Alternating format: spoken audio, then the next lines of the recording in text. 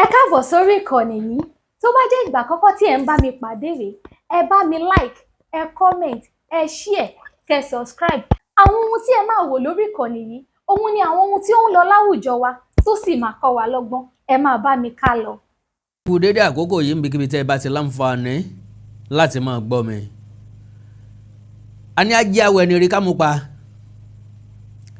Ẹni ré kọ̀ ó lòun ọ̀ jáde. Idà ló ń kọ̀ tó lòun ọ̀wàkọ̀ yìí ta ni ó sì pẹ̀ fún dàkọ́ wàkọ̀ kó lórí ó dirí ẹ̀mí idà ń jòwèrè.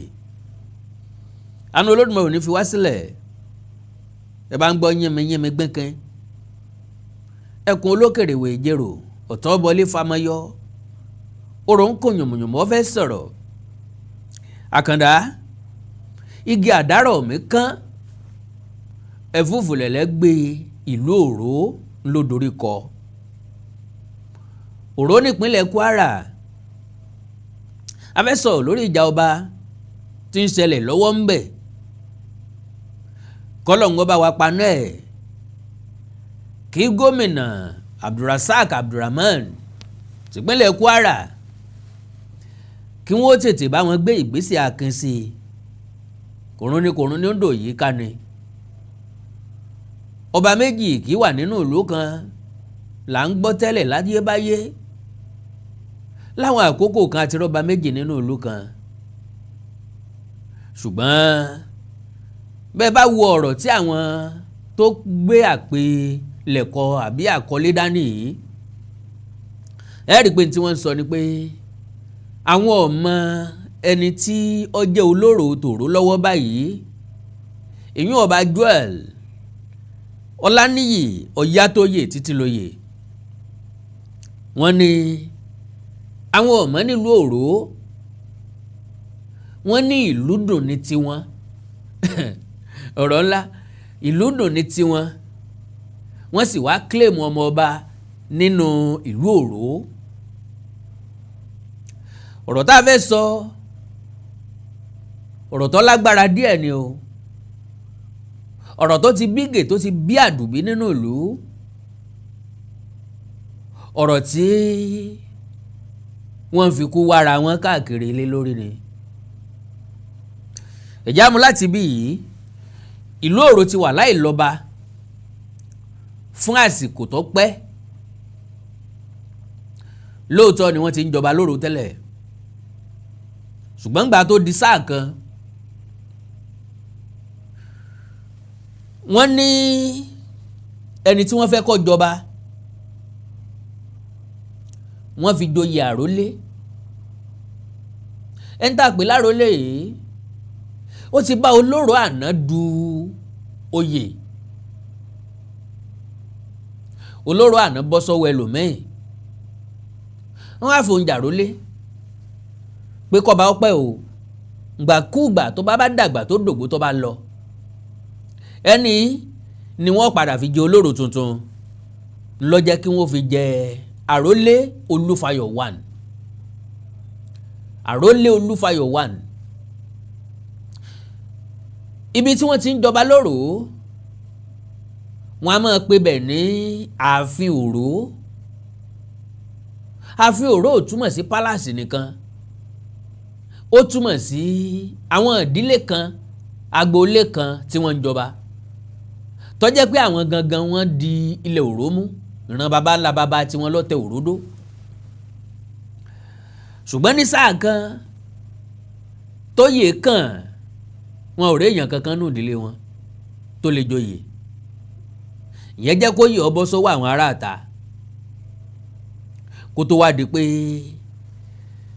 Dr. Barrister Clement Oyèbọ̀dé Ògúndòkun tọ́jọ́ máa fi Òró, kí wọ́n tó wá fà kalẹ̀ pé tẹ́lẹ̀ rí la lọ́mọ oyè o, báyìí àti lọ́mọ oyè. Òun àtolóró àná wọn jọ dùn.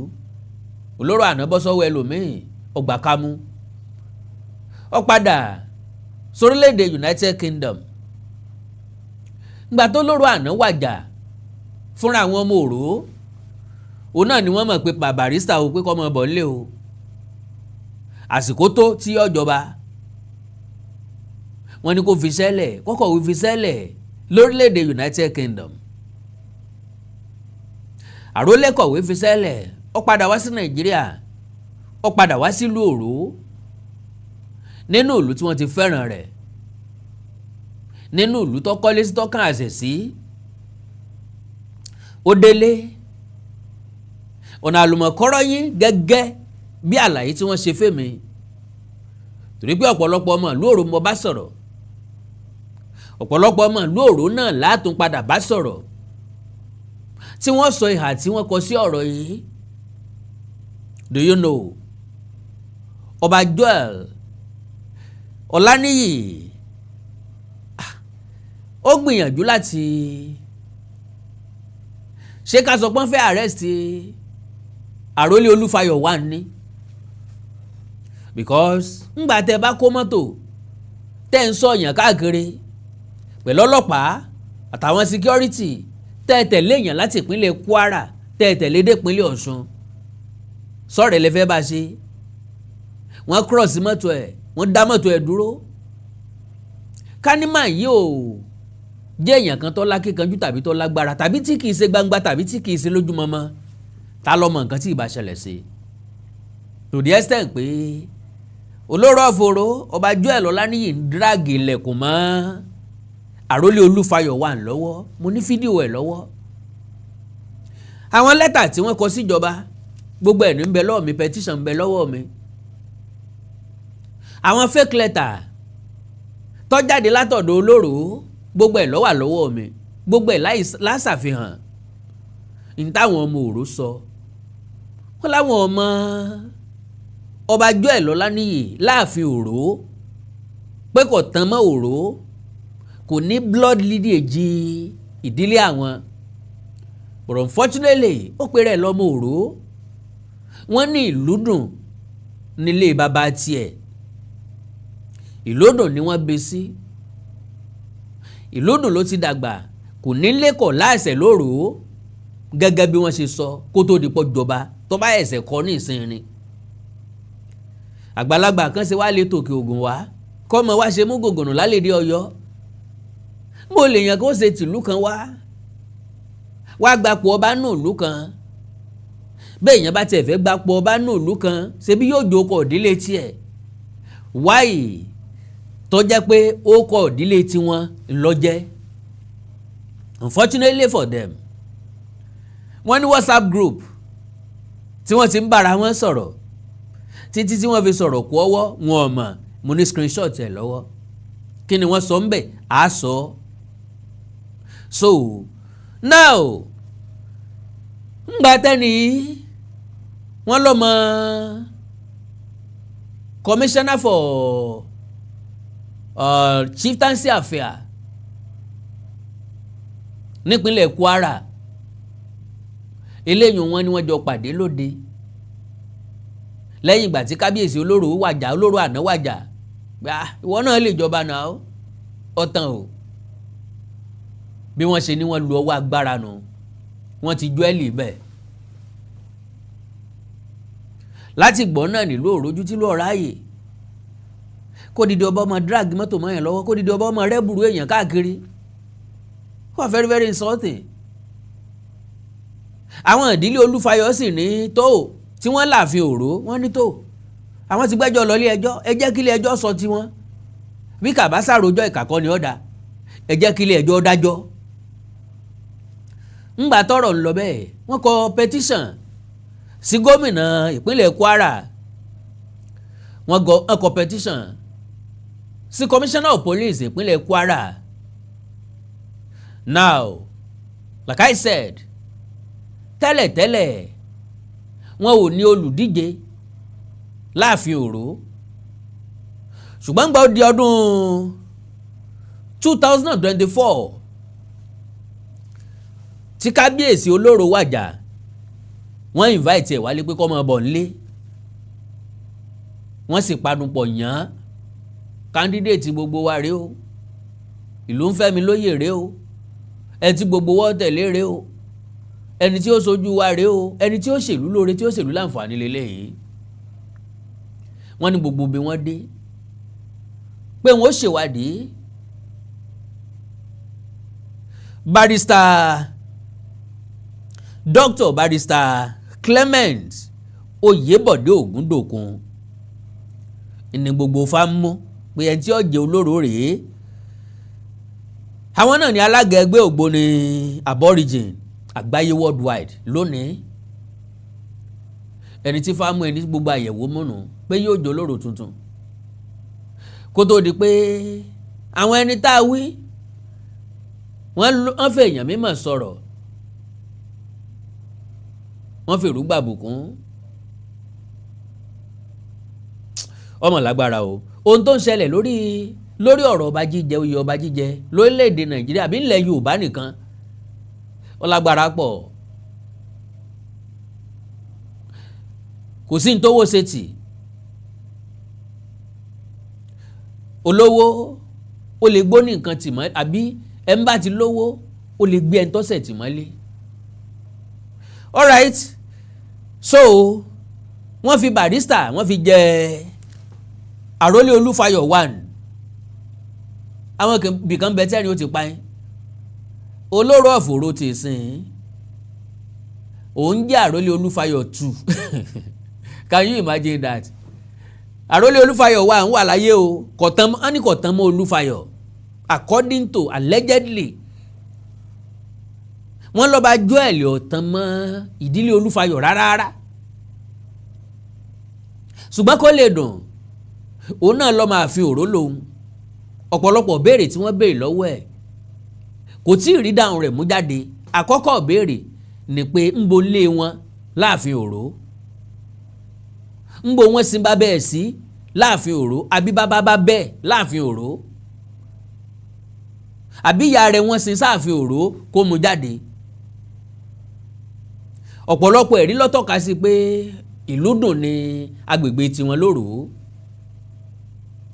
So now èmi ò mọ̀ bẹ́ẹ̀ yóò ṣe jẹ́ Olúfayọ̀ 2 ńgbà tó Olúfayọ̀ 1 tó wà láyé tí sì ń mí tó yẹ pé gbogbo téèyàn fi jọba lónìí. Olóró tiẹ̀ ti competition ti gbé wọn lọ ilé ẹjọ́ wípé kí wọ́n scrap oyè àrólé kó láàfin òró. Gbogbo ìlú làwọn ò fọwọ́ sí pé baba ńlá baba àwọn lọ́yàn lárólé. Kì í ṣe ọwọ́ àwọn làwọn ti máa scrap ẹ̀ bó ṣe máa wà nù. Ó wà nù nǹkan tí wọ́n jọ ń drag káàkiri. Okay, now nígbà tásìkò tó láti dupò ọba, Barrister Clement Oyèbọ̀dé kọ́ ló gba fọ́ọ̀mù àpèrè olóró fúnra lára wọn.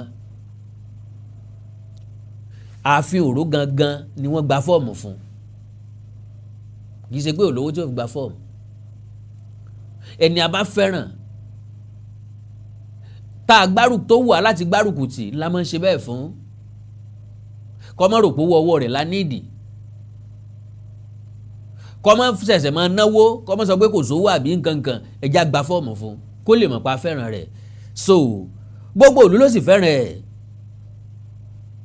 Kennedy ọkọ̀lé ńlá sínú ìlú wọn. Àkọ́kọ́ nù. Ẹlẹ́ẹ̀kejì ni pé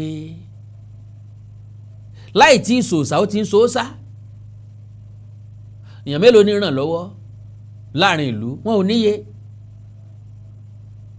Àwọn ọmọ aláìlẹ́nìkan aláìníyá aláìní bàbá aláìlóràn lọ́wọ́ ọ̀pọ̀lọpọ̀ wọn ni Barrister ràn lọ́wọ́.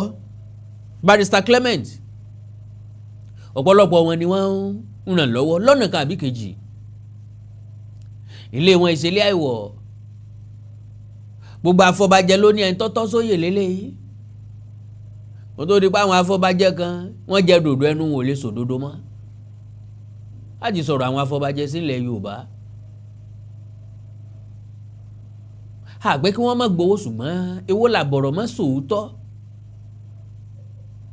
Kó tó di pé àsọpá fẹ́ fọbajẹ ẹ jẹ́ káwọn afọbajẹ kọ́kọ́ máa múlẹ̀.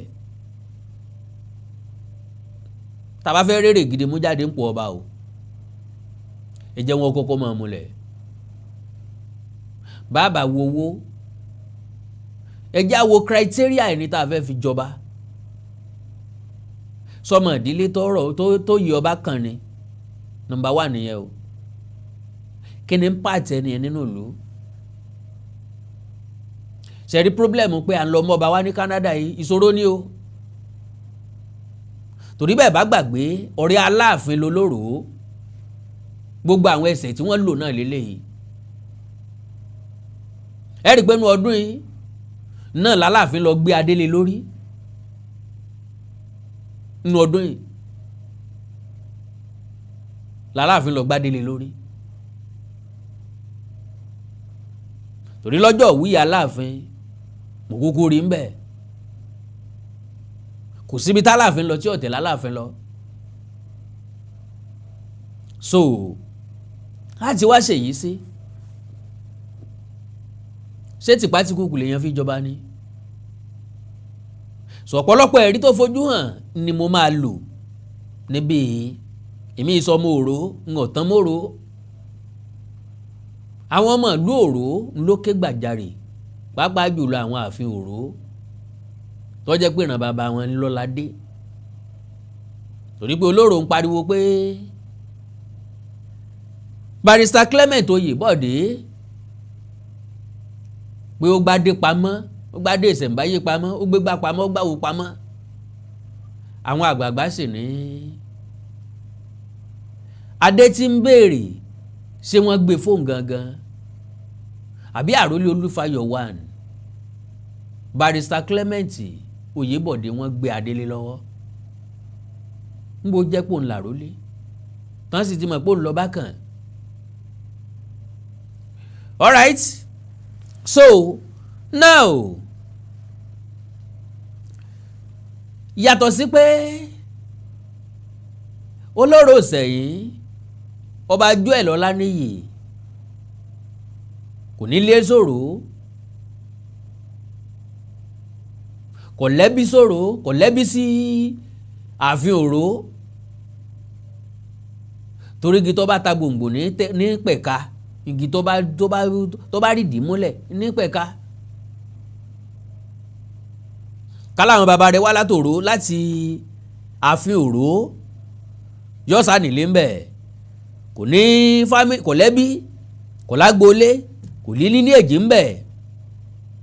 Ta ló wá fún ní Olúfayọ̀ 2 ńgbà tó Olúfayọ̀ ń bẹ láyé, tí ń bẹ láyé rere. Well, kí n tó tẹ̀síwájú ẹ̀já wò kan nínú petition tí Barrister Clement tí wọ́n kọ.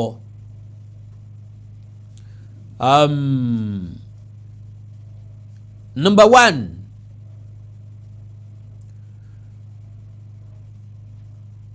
no, kò tí kan léyìí ní tí mo fẹ́ kà yìí text ni ó wà lọ́wọ́ mi. Number 1 White House, ilé ọba ààfin òró, Kwara State, 16th January 2026. The AIG, Nigeria Police Force, Zone 11, Òṣogbo, Ọ̀ṣun State, around 9 a.m. Now, fídíò bíi mọ́tò yẹn ni wàá kọ́kọ́ bá ń lò nísìnyí. Ó yá kọ́kọ́ bá ń lò kí n tó ka kínní yìí. Fídíò yẹn lélẹ́yìí. Barrister Clement ń travel bọ̀ nípínlẹ̀ Ọ̀ṣun láì mọ̀ pé wọ́n lé ń bọ̀ láti Kwara State, wọ́n dẹ̀ lé wọ̀ Ọ̀ṣun.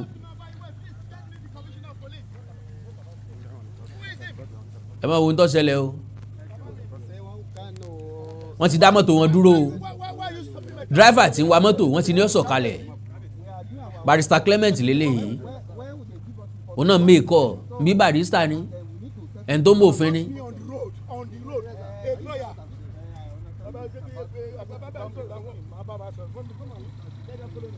Ó gba kọ́kọ́rọ́ lọ́wọ́ driver pé kí driver mú kọ́kọ́rọ́ wá, mo fẹ́ wa mọ́tò ń fura o.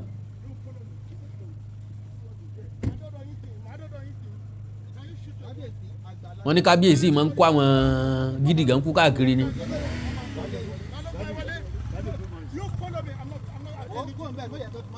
Ẹ máa ró lóró o.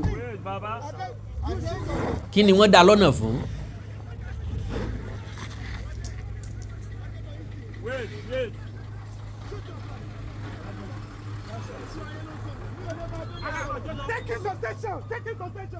olóró leléyìí, olóró lọ́wọ́ white yìí, olóró ló ń dàgì ilẹ̀kùn mọ́ lọ́wọ́ yìí,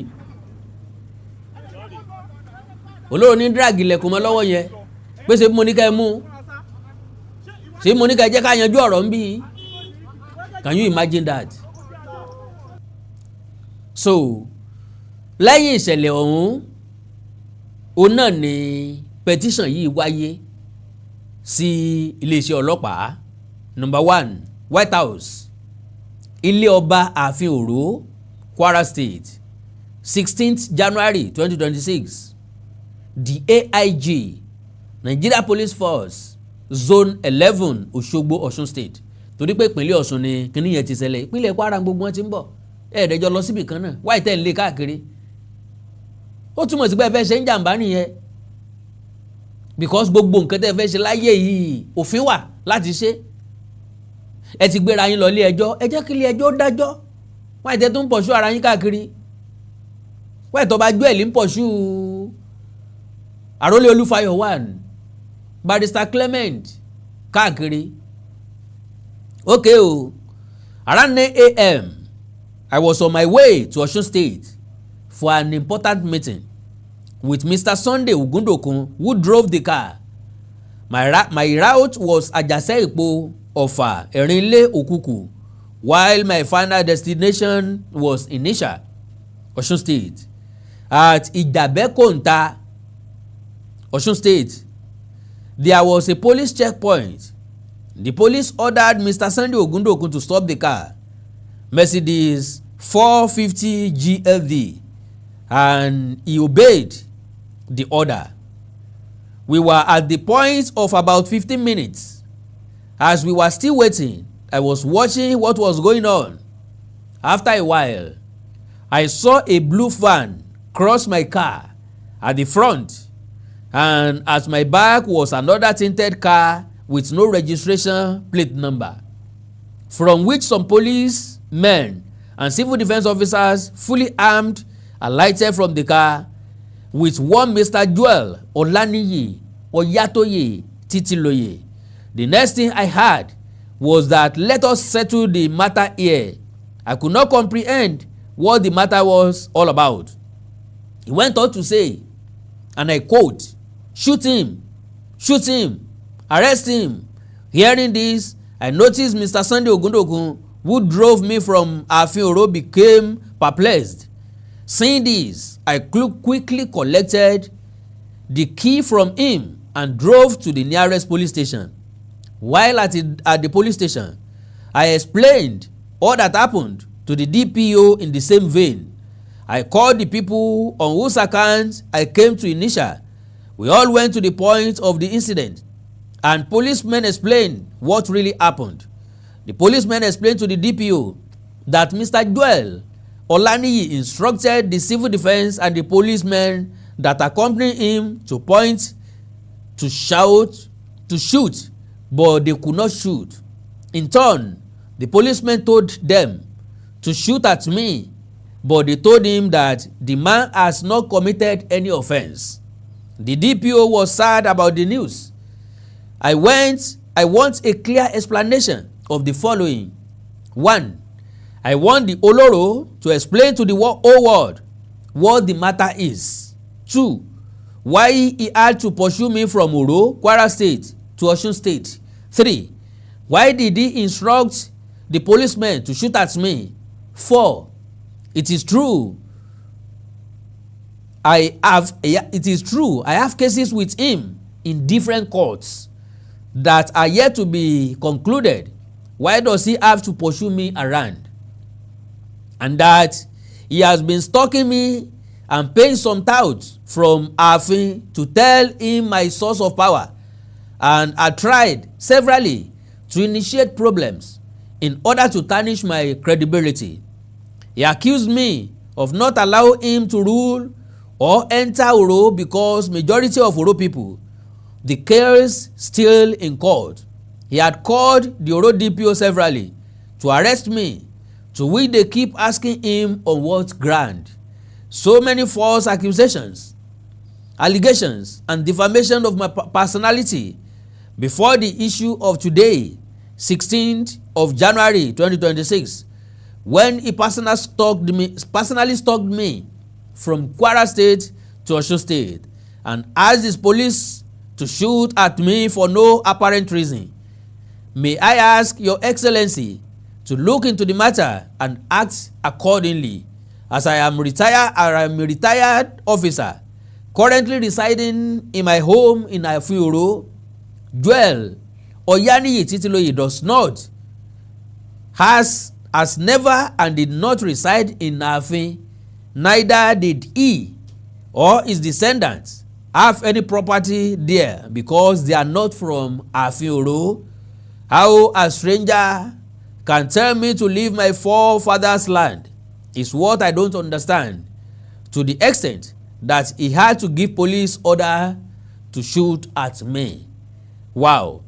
He said in December that Arole Olufayo title should be scrapped in December so that he knew a sensible judge would ask that how did he become an Olufayo II? Well, wow. Àkàndọ̀rà Awikonko ọ̀rọ̀ pọ̀ nínú òwe kọ́bọ̀ o. Nǹkan kì í ẹsẹ̀ ràgó ẹ̀ ń jẹ́jẹ́ egun ẹ̀ ń sọnù so ẹran jọ̀bọ̀jọ̀bọ̀ nù. Ẹ jẹ́ kí n pe léyìn ní fàárà n ò tí ì débi kankan ṣùgbọ́n ọ̀fẹ́ kọ́pọ̀ jù kó lè bá a nítumọ̀ kí ọ̀nà àbáyọ lè wà sí ìṣòro ìlú Òró nípínlẹ̀ Kwara. Ṣé ẹ gbàgbé mo láwọn èèyàn kan bẹ tí wọ́n bá sọ̀rọ̀ lórí ọ̀rọ̀ yìí tẹ́ gbọ́ wọn tí wọ́n jẹ́ àgbààgbà sankosanko nílùú Òró tí wọ́n sọ ipa tí kíní ìkọ́ sí wọn. Dem àpilẹ̀ àwọn fídíò tí ń bẹ lọ́wọ́ mi. Àkàndọ̀rà Awikonko Àjàó àrò Awikonko aṣọ lójú ọlọ́rọ̀ ìwà rẹ̀fà mẹ́fà ń gbé olóòní rìn bó ṣe kí wọ́n rú ọ lérí. Ẹni tí ń pe ọ̀dákẹ́ bọ́ ọba lọ ń gbàgbọ́ ya etí ìrẹ́ ọkàn wulẹ̀ dín ni. Olóró òkú àmójúbà ó sì kú àmétí bá àmì àjọ náà tán bí owó ni. Well, ẹ jẹ́ kí n padà wá fún apá kejì pẹ̀lú ògo Ọlọ́run. Ikú ò ní pa àìsàn ò ní ṣe nǹkan kan ò ní sẹ̀mí èmi àti lágbára Ọlọ́run. Ẹ like follow page mi lórí Facebook Awikonko TV, Awikonko television. Ẹ subscribe sí YouTube channel mi Awikonko TV. Ẹ ní nǹkan pàtàkì tẹ́ fẹ́ kájọ sọ ẹ já sọ ilé yìí lórí WhatsApp +234 904 851 9362 +234 904 851 9362. Èdè àti àṣà ilẹ̀ káàrọ̀ òjìrì òní wọmi orílẹ̀-èdè ilẹ̀ káàrọ̀ òjìrì òní dàrú. Gómìnà ìpínlẹ̀ Kwara ọ̀rọ̀ ìlú Òró dọwọ́ yín. The best solution for Òró ní ká dàálẹ̀ ká tún ṣàpadà. That is ẹni tí ń bẹ lórí àpèrè kí wọ́n bọ́ lóyè ká wá tún process ká tún bẹ̀rẹ̀ padà láti yan olóró tuntun.